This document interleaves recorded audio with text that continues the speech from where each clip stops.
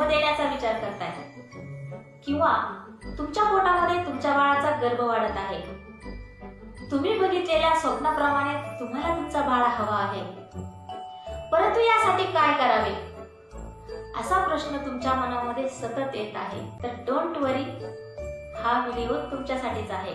नमस्कार, मी अलका शिंदे, गर्भसंस्कार मार्गदर्शक. तुम्हाला आज मी पुंसवन संस्काराविषयी सांगणार आहे. पुंसवन संस्कार म्हणजे काय, गर्भधारणा झाल्यापासून ते डिलिव्हरीच्या कालावधीपर्यंत काय काय करायचे आणि काय काय नाही करायचे यालाच पुंसवन संस्कार असे म्हणतात. पुंसवन संस्कार ही 9 महिने चालणारी प्रोसेस आहे. या संस्कारामध्ये प्रत्येक क्षण हा पुंसवन संस्कारासाठी अतिशय महत्त्वाचा असतो. पाळी चुकल्यानंतर साधारण 10 दिवसांनी लगेचच डॉक्टरांकडे जायला पाहिजे, कारण 1.5 महिन्याने बाळाच्या हृदयाचे ठोके ऐकू यायला लागतात आणि 6 आठवड्यानंतर आपण जे काही घरात वागतो बोलतो ते सगळं बाळाला समजत असतं. 3 महिन्यापर्यंतच बाळाच्या मेंदूची वाढ पूर्ण होत असते आणि गर्भात असतानाच 80% विकास बाळाच्या मेंदूचा होत असतो.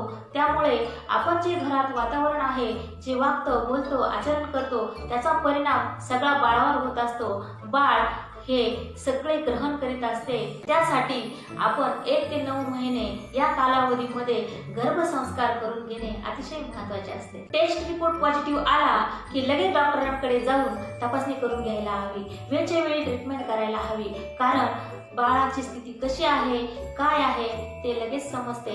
त्यानंतर आपण आहाराची काळजी घ्यायला पाहिजे. आहार कसा घ्यावा, कोणता घेऊ नये याकडे विशेष लक्ष द्यायला पाहिजे आणि ते सगळं गर्भसंस्कारामध्ये सांगितलं जातं. गर्भसंस्कारामध्ये योगासने कोणती करावे, प्राणायाम कोणते करावे, सकारात्मक कसे राहावे, आनंदी कसे राहावे, शांत कसे राहावे, त्यासाठी मेडिटेशन कसे करावे, या सर्व गोष्टी सांगितल्या जातात. त्याचबरोबर गर्भसंवाद, प्रार्थना, संगीत, मंत्रोच्चार या सर्व गोष्टी गर्भसंस्कारामध्ये शिकवल्या जातात. त्यासाठी लवकरात लवकर गर्भसंस्कार हा कोर्स जॉईन करावा, म्हणजे तुम्हाला सर्व गोष्टींचे नॉलेज मिळेल, तसेच आपल्याला पुंसवन संस्कार म्हणजे काय त्या गोष्टीचा अनुभव मिळेल.